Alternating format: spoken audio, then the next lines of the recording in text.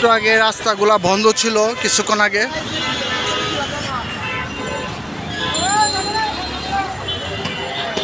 বন্ধ থাকার কারণে এখন খালি বাস যাচ্ছে।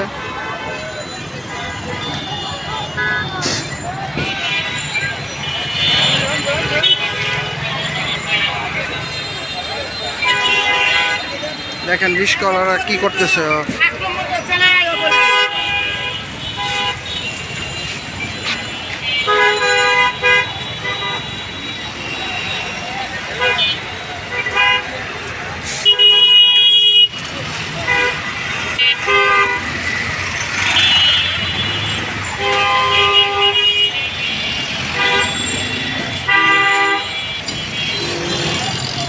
খুব উত্তেজনা ভাব এই সাইডে।